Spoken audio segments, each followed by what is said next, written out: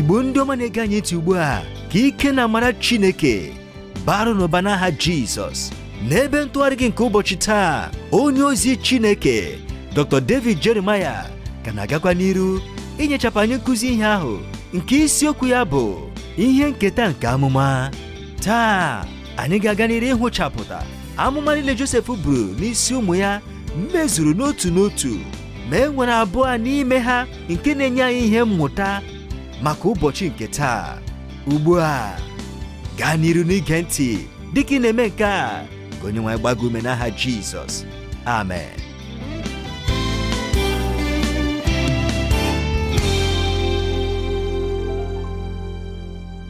Ụmụnne m na ụmụnna m ndị m hụrụ n'anya, n'ụbọchị taa n'usoro ọmụmụ ihe Chineke nwere ebumnobi dị mma banyere ya, anyị gara n'iru n'isiokwu ahụ bụ nke anyị jiri na nnọkọ anyị n'oge gara aga, bụ nke anyị kpọrọ ihe nketa nke amụma. Ihe nketa nke amụma. Chetakwa na ọ bụ site n'akwụkwọ Jenesis isi 49 malite n'ahịrị nke mbụ ruo na nke 33 ka anyị were ihe ọmụmụ a. N'eziokwu, na nnọkọ anyị n'oge gara aga, anyị hụrụ na amụma ndị Jekọb bụrụ kpọmkwem. Ọ bụghịkwa naanị nke a, anyị hụrụ amụma ndị Jekọb bụrụ banyere Ruben. Anyị hụrụ mmehie nke Ruben ka a na-ekwupụtaghị. Anyị hụrụ amụma ndị Jekọb bụrụ banyere Simeon nakwa banyere Levi. Anyị gakwara n'akwụkwọ nsọ ịhụta ka ihe ndị a ji bụrụ kpọmkwem. Ha mezuru ọbụnadị dịka o siri bụ amụma ndị a. Ya mere, ugbu ọ bụrụ na akwụkwọ nsọ gị nọ nso, ọ ga-amasị m ka ị soro m tụgharịa ya n'akwụkwọ Jenesis isi 49. Anyị ga-agụkwa malite n'ahịrị nke mbụ ruo na nke 33. Ebe a na-asụ otu a: Jekọb wee kpọọ ụmụ ya ndị ikom oku sị, chịkọta n'onwe unu ka m wee gosi unu ihe ga-adakwasị unu na mgbe ikpeazụ nke ụbọchị ndị a. Zukọnụ, nụkwanụ ụmụ ndị ikom Jekọb, geenụ ntị n'olu Izrel bụ nna unu. Ruben, ọkpara m ka ị bụ, ike m na mkpụrụ mbụ nke ume m, ọkaka nke mbuli elu na ọkaka nke ike. Ị na-agbagharị dịka mmiri akarịrị akarị, n'ihi na ị rigoro n'ihe ndina nna gị. Mgbe ahụ ị mere ya ka ọ ghara ịdị nsọ. Ewo, ọ rigoro n'ute m. Simeon na Levi bụ nwanne. Ihe nke ihe ike bụ mma agha ha. Abala n'izu ha. Ewu mkpụrụ obi m, gị na mkpọkọta ha abụla otu nsọpụrụ m. N'ihi na n'iwe ha ka ha gburu nwoke, ọ bụkwa n'ime ihe na-atọ ha ka ha bipụrụ nkwonkwo ụkwụ ehi.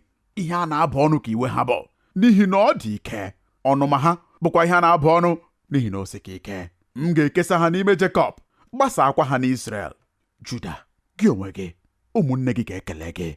Aka gị dị n'olu ndị iro gị. Ụmụ ndị ikom nna gị ga-akpụ isi ala nye gị.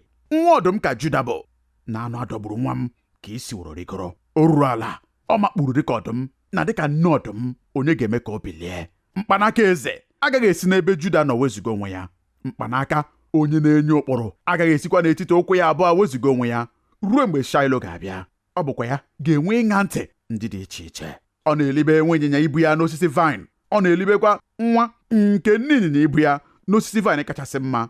Ọ sụworo uwe ya n'ime mmanya vaịn, sokwa akwa mgbokwasị ya na ọbara mkpụrụ vaịn. Anya ya abụọ na-acha ọbara ọbara site na mmanya vaịn. Eze ya na-enwukwa ọcha site na mmiri ara ehi. Zebụlọn, n'ọnụ mmiri nke oke osimiri ka ị ga-ebi. Ya onwe ya ga-anọkwa n'ọnụ mmiri nke ụgbọ. Akụkụ ya ga-adịkwa n'akụkụ Saịdọn. Ịsaka bụ ịnyịnya ibu dị ike na-akpakpuru n'etiti ogige atụrụ abụọ. O wee hụ izu ike na ọ dị mma, hụkwa ala ahụ na ọ dị ụtọ. O wee chebe ubu ya ibu ibu, wee ghọọ onye na-efe ofufe ọrụ. Dan ga-ekpepụta ndị ya dịka otu n'ime ebo niile nke Izrel. Ka Dan bụrụ agwọ n'ụzọ, ajụala n'okporo ụzọ, nke na-ata ikiri okwu ịnyịnya arụ. Onye ọ na-ebu wedaghachi azụ. Nsọpụta gị ka m cheworo Jehova. Gad, ụsụ ndị na-apụnarị mmadụ ihe ga-akpagide ya, ma ya onwe ya ga-akpagide ha n'ikiri ụkwụ. Asha ka abụba si apụta bụ nri ya. Ya onwe ya ga-enyekwa ihe ụtọ dị iche iche nke eze. Naftali bụ nne ele arapụwara arapụ, bụ onye ahụ nke na-enye okwu ọnụ niile dị ụtọ. Nwa osisi nke na-amị mkpụrụ ka Josef bụ, nwa osisi nke na-amị mkpụrụ nke dị n'akụkụ isi iyi. Ụmụ ya ndị inyom na-arịbiga mgbede. Ndị ọka ụta mere ya ihe ilo, gbakwa ya akụ, kpọkwa ya asị, ma ụta ya na-anọgide n'ịdị ike. Agbakwara ogwe aka ya abụọ ume site n'aka dị ike nke Jekọb. N'ebe ahụ ka onye ọzụzụ atụrụ si bịa bụ nkume Izrel site na Chineke nke nna gị ya nyere gị aka, na onye nke pụrụ ime ihe niile ya gọzie gị. Ngọzi niile nke eluigwe site n'elu, ngọzi niile nke ogbu mmiri nke na-amakpu n'okpuru, ngọzi niile nke ara nakwa akpa nwa, ngọzi niile nke nna gị adịwo ike karịa ngọzi niile nke ndị mụrụ m ruo oke nke ugwu ebighị ebi. Ha ga-adị n'isi Josef, nna n'opu, n'isi nke onye kewapụrụ n'etiti ụmụnne ya. Benjamin bụ wolf nke na-adọgbu anụ. N'ụtụtụ ọ na-eri anụ adọgburu, n'anyasụ ọ na-ekesakwa ihe ọ kwatara. Ndị a niile bụ ebo Izrel 12. Nke a bụkwa ihe nna ha gwara ha. O wee gọzie ha onye ọbụla n'ihe nke dịka ngọzi ya si dị. Otu a ka ọ gọziri ha. O wee nye ha iwu sị ha, a na-achịkọta m onwe m na ndị nke m n'ala mmụọ. Lienụ m n'ebe m na m ha dị n'ọgba nke dị n'ọhịa nke Efrọn bụ onye Het, n'ọgba nke dị n'ọhịa Makpela nke dị n'iru Mamre n'ala Kenan nke Abraham zụtara ya n'ọhịa ahụ n'aka Efrọn onye Het, ka ọ bụrụ ihe onwunwe nke ga-aba ala ele.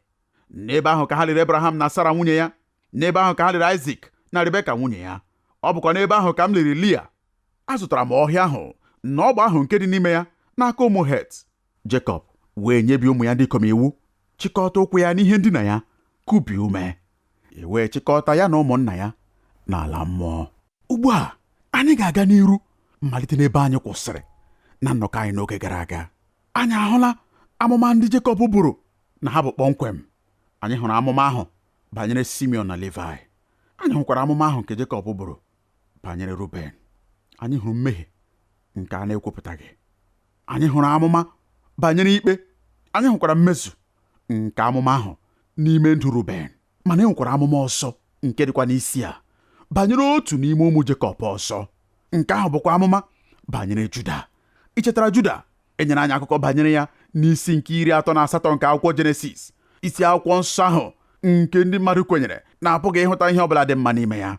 Isi akwụkwọ nsọ ahụ nke nyere anyị akụkọ ọjọọ banyere mmehie nke otu nwoke megide Chineke, Juda nwa Jekọb. Ichetara na nsogbu mbụ o nwere bụ na ọ ghọrọ enyi nye ndị Kenan. Ọ malitere inwe mmekọrịta ya na ajọ mmadụ ndị ahụ bụ ndị kpọrọ Chineke asị site n'omenala ha. Tupu ọ ga-ejedekwa aka n'ogologo ụzọ ahụ, ọ lụrụ ajọ nwaanyị onye gọnarịrị Chineke, onye na-amaghịkwa onye nwe anyị. Nyekwa mmekọrịta ahụ nke dịrị n'etiti Juda nakwa nwaanyị ahụ, amụtara ya ụmụ ndị ikom 3. Otu bụ nke abụọ bụ Onan, nke atọ bụkwa Sela. Lụtara onwe ya nwaanyị onye aha ya bụ Tama. Amara m na nke ahụ bụ aha nke anyị ga-echeta nke ọma. Akwụkwọ nsọ gwakwara anyị banyere diọkpara Juda na ọ bụrụ mmadụ onye afọ tara mmiri nke ukwuu, nke mekwara na Chineke tigburu ya. Ọ gwaghị anyị ihe ajọ omume ya bụ, na-abụghị naanị na a gwara anyị na ọ bụ mmadụ onye dị njọ nke ukwuu, ruokwa na Chineke wepụrụ ndụ ya. Nke ahụ mekwara ka Tama ghọọ nwaanyị na-enweghị di. Ọ ghọrọ ajadu, o nweghịkwa ụmụ ọbụla, enweghị ihe nketa ọbụla nke a pụrụ inye site n'aka ya. Ya mere Juda, dịka omenala nke oge ahụ siri dị, jekuru nwa ya nwoke nke abụọ bụ Onan, masịkwa ya, biko Onan nwa m, jekuru nwunye nwanne gị nwoke ma nyekwa ya mkpụrụ, ka anyị wee nwee ike inwe ihe nketa nye ezinụlọ anyị n'aha nwanne gị nwoke. Mana nke bụ eziokwu bụ na afọ takwara Onan mmiri dịka nwanne ya nwoke. Ya mere ọ gaghịkwa eme ihe ahụ nke e nyere ya ntụziaka ka o mee, n'ihi na ọ maara na nwa ahụ nke mmekọrịta ahụ nke ga-adị n'etiti ya na Tama ga-eweta agaghị abụ nke ya. Ọ gaghị abụ nwa ya, kama ọ ga-abụ n'aha nwanne ya nwoke nwụrụ anwụ. Ọ ga-abụ nwa nke nwanne ya nwoke. Ya mere o jekuru Tama. Mana akwụkwọ nsọ gwara anyị na mgbe ọbụla ọ bakuru nwunye nwanne ya, na ọ wụsịrị ya n'ala ka o wee ghara inye nwanne ya mkpụrụ. Ọ bụrụ na ileba anya n'ahịrị nke 10 nke akwụkwọ Jenesis isi 38, akwụkwọ nsọ si, ma ihe o mere jọrọ njọ n'anya Jehova, o wee mee ka ọ nwụọkwa. Chineke tigbukwara Onan. Ị hụrụ ya, ụmụ ndị ikom abụọ ugbu a akawo. Juda nakwara echegbu onwe ya banyere nwa ya nke ikpeazụ. Ya mere o jekuru Tama ma sị ya, Tama, o nwere ihe m chọrọ ịgwa gị.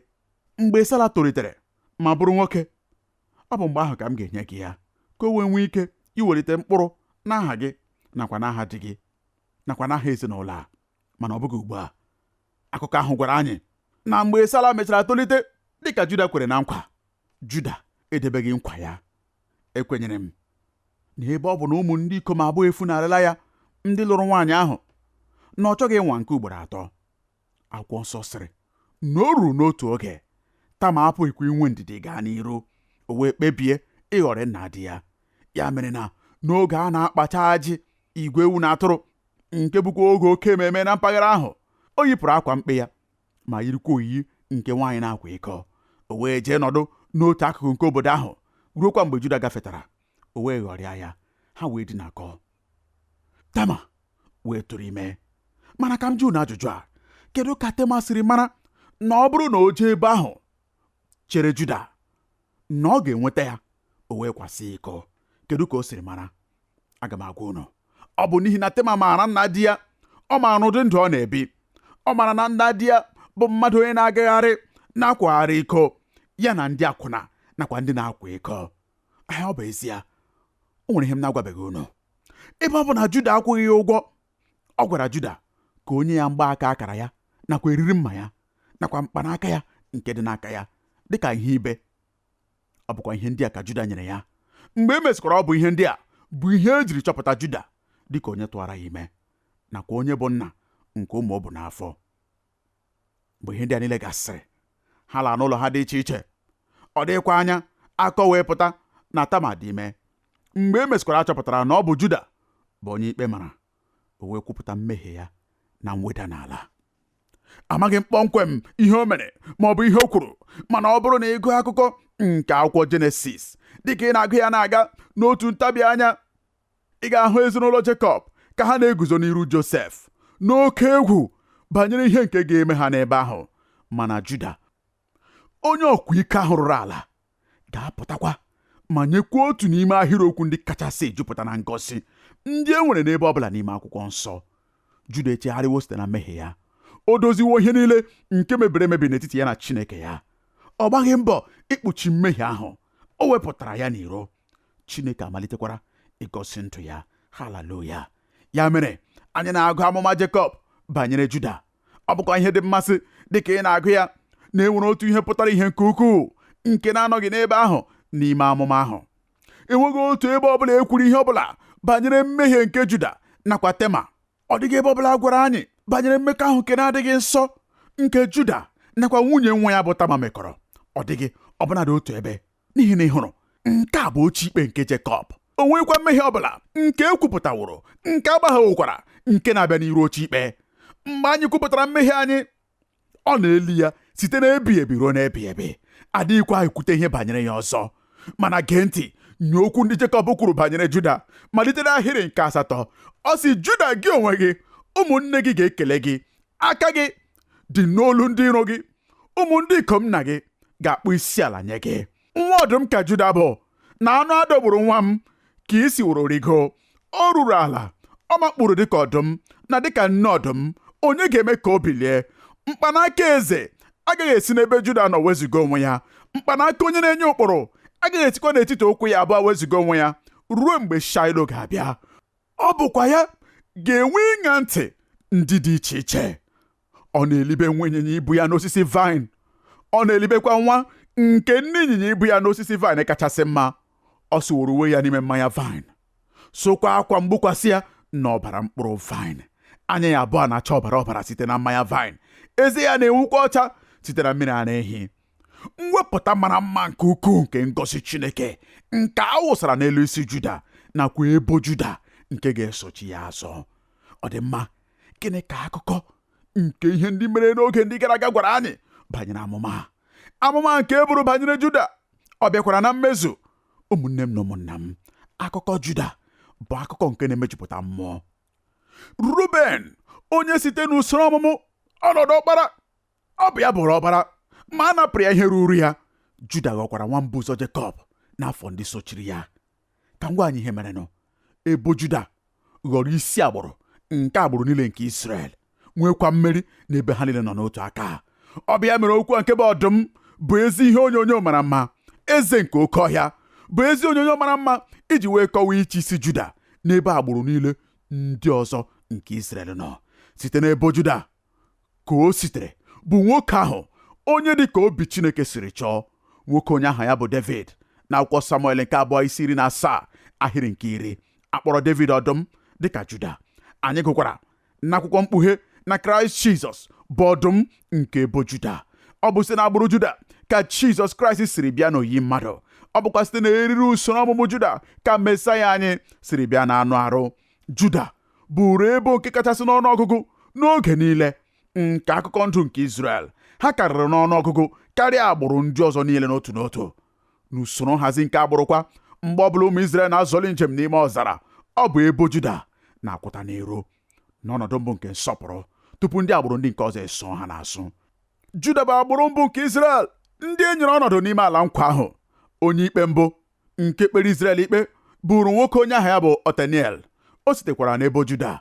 Eze niile nke nọdụkwara n'elu oche eze site n'oge nke David ruekwa na mgbe a dọrọ ha n'agha bụrụ site n'agbụrụ Juda. Akwụkwọ nsọ gwakwara anyị na Juda anyị nwere ngosipụta pụtara ihe nke Mesaya onye na-abịa. Ledata anya n'ime akwụkwọ nsọ gị n'ahịrị nke 10.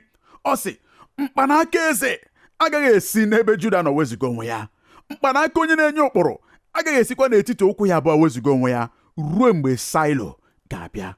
Ị pụrụ ịgagharị n'ime ihe niile edere n'akwụkwọ Jenesis malite n'ahịrị nke 1 nke isi nke 1 ruekwa n'isi nke 49. N'ebe a ị pụghị ịhụta okwu a nke bụ Saịlo. Nke a bụ ebe mbụ na mbụ ahụtara ya n'ime akwụkwọ nsọ. Ọ bụ okwu Hibru nke pụtara udo ma ọ bụ ezumike. Ọ bụrụkwa na ileba anya n'ime akwụkwọ nsọ gị, ị ga-ahụta na ejiri mkpụrụ okwu ukwu malite okwu ahụ. Eleghị anya n'ihi na ọ bụ otu n'ime okwu nke akwụkwọ nsọ agba ochie nke na-atụwa aka Kraịst Jizọs. Ọ na-ekwu banyere Kraịst. Onye amụma Jekọb kwa ebe o yiriworo uwe mwụda nke onye amụma na-ebu amụma na-enye nwa ya nwoke. Ọ sị Juda, ọ bụ site na gị ka Saịlo onye nsọpụta Mesaya ahụ ga-esi bịa. Ụfọdụ ụmụ akwụkwọ nke akwụkwọ nsọ kwenyekwara na mgbe Jekọb gbara mgba ya na mmụọ ozi nke onye nwaanyị ahụ, mgbe ọ sịkwara mmụọ ozi ahụ, biko gwa m aha gị, mmụọ ozi ahụ takanyere n'ime ntị ya, aha m bụ Saịlo. Enweghị ebe ọbụla edere n'ime akwụkwọ nsọ na ihe ọbụla dị otu a mere, mana ọ dị ka ihe pụrụ ime eme. Juda onye a gọziri site na Chineke. Kedu ka isi ghọta nke a? Kedu ka a pụrụ isi kọwaa nke a? N'ọtụtụ ụzọ, mmehie Juda nke wetara ọgba aghara ọ bụghị naanị n'ime ndụ nke ya onwe ya, kama n'ime ndụ nke ọkpara ya, nakwa n'ime ndụ nke Onan, nakwa n'ime ndụ nke Shala, nakwa n'ime ndụ nke Tama, nakwa n'ime ndụ nke ndị niile dị gbara ya gburugburu dịrị njọ nke ukwuu karịa mmehie nke Ruben, onye n'otu oge awa nke agụụ nke anụ arụ bakuru iko nna ya. Ma n'agbanyeghị nke a, anyị na-ahụ Ruben ọbụnadị dị ka a na-anapụ ya ọnọdụ ọkpara ya. Anyị na-ahụ ya ka a na-echezọ ya. Anyị na-ahụ ọkaka ya ka ọ na-efunarị ya. Anyị na-ahụ ya ka ọ na-atala na-adịkwa nta dịka agbụrụ ruokwa mgbe ọ ghọrọ ebo nke kachasị nta.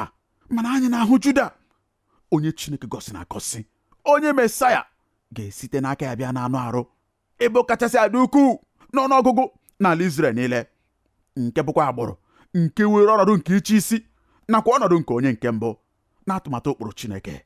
Kedu echiche ị nwere banyere nke a? Gịnị ka ị chere na ọ bụ ihe na-emenụ? Ọ dị mma, ihe niile a bụ onyonyo nke ihe ịma atụ.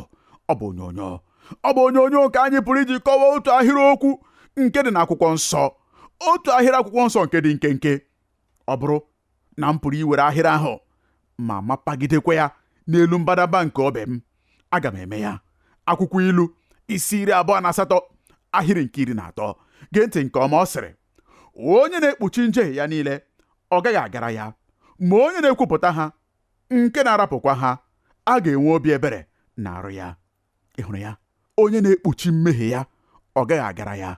Ọ bụ Ruben ka a na-ekwu okwu ya, mana ọ sị ma onye na-ekwupụta mmehie ha nke na-arapụkwa ya a ga-enwe obi ebere na-arụ ya. Nke a bụ Juda ka a na-ekwu okwu ya.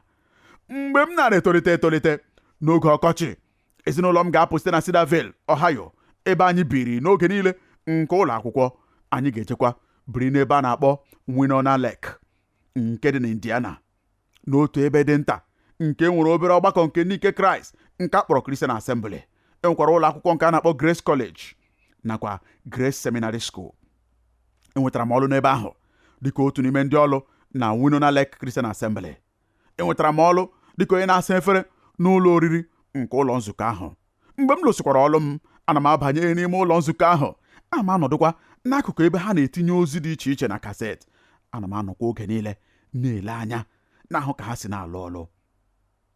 Otu n'ime ihe nke anyị niile mere dịka anyị na-alụ ọrụ n'ebe ahụ bụ na anyị na-ebugharị okpotokpo akwụkwọ nsọ nke dị ukwuu rie nne, ndị ahụ ndị nwere ọtụtụ ibe n'iru ya tupu erute n'ebe a malitere ide akwụkwọ nsọ ahụ n'onwe ya.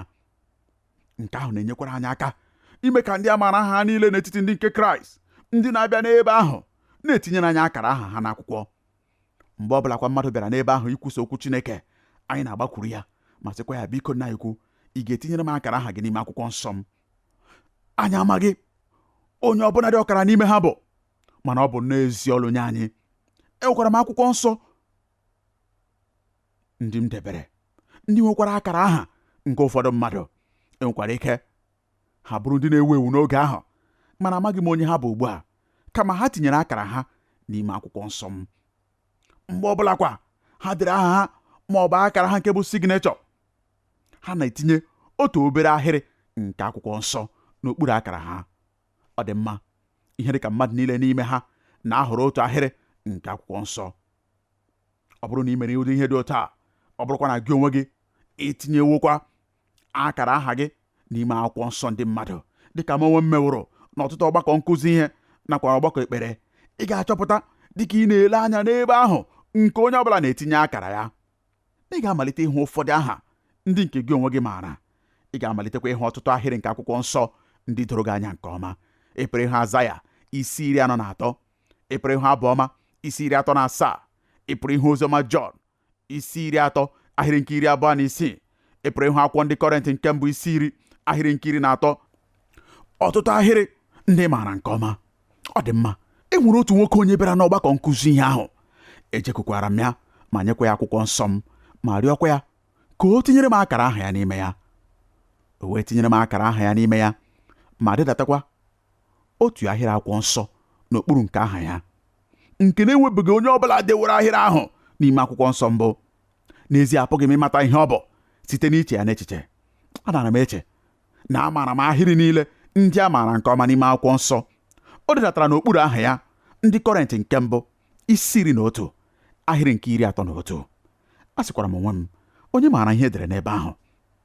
Mana edebere m akwụkwọ nsọ m, emekwa m ihe ọbụla banyere ịchọpụta.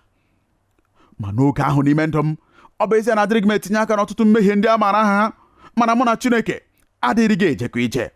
Enwekwara ụfọdụ ihe ndị n'ime ndụ m ndị m kwesịrị ilebara anya, mana adịrịghị m elebara ha anya. Enwekwara ụfọdụ ihe ndị m mere ndị m na-emebekwa ihe ọbụla banyere ha. Ihe m mere bụ ikpuchi ha ma zopụkwa ha site n'ebe anya ndị ọzọ nọ. Otu anyasụ, akwụkwọ nsọ m ghere oghe. Anya m gara n'aha ahụ nke nwoke ahụ dere, nakwa ahịrị akwụkwọ nsọ ahụ nke o dere n'okpuru aha ya. Ya mere, emeghere m akwụkwọ nsọ m n'ebe ahụ, n'akwụkwọ ndị Kọrịntị nke mbụ isi 11 ahịrị nke 31. Lekwa ahịrịokwu ndị chere m n'iru n'ebe ahụ. Ọ sị, ma ọ bụrụ na anyị ikpe onwe anyị ikpe, agaghị ekpe anyị ikpe. Ọ bụrụ na anyị ga-ekpe onwe anyị ikpe, agaghị ekpe anyị ikpe. Nke ahụ bụkwa oge nke mbụ na mbụ mgbe m nụrụ banyere onye nke Kraịst iji aka ya kpee onwe ya ikpe.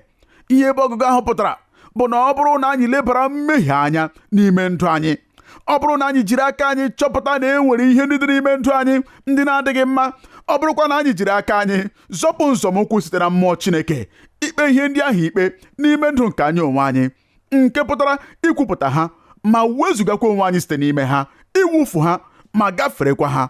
Ọ bụrụ na anyị kpee ha ikpe, mgbe ahụ akwụkwọ nsọ sịrị na agaghị ekpekwa anyị ikpe ọzọ n'ihi ihe ndị ahụ.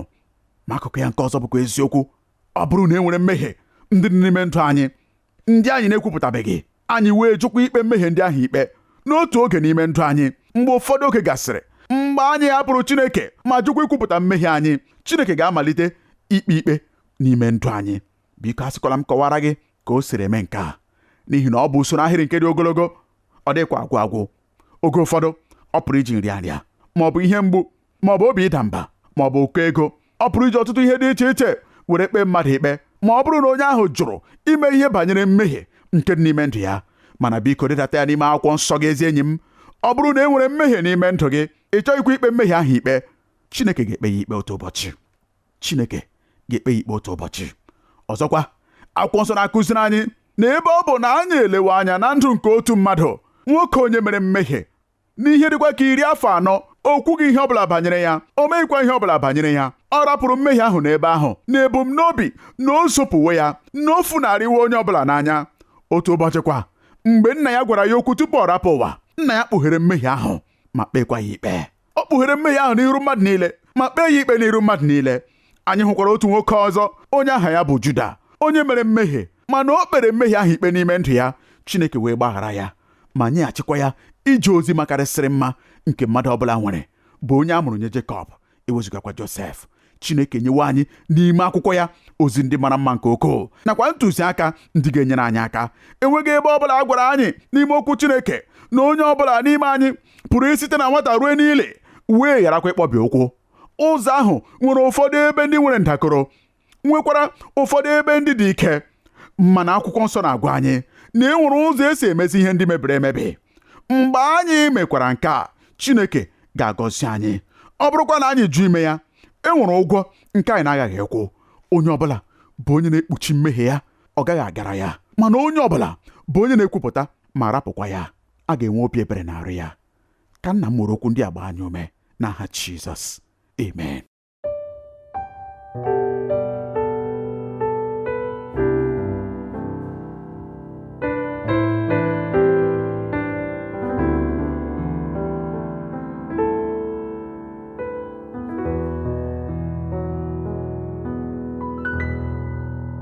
Ka ngọzi Chineke bara gị ụba, gị onye nyere anyị ohere iwetara gị okwu Chineke taa. Ekwenyere m na onye nwe anyị sitewo n'okwu ya wee gọzie gị ọzọ.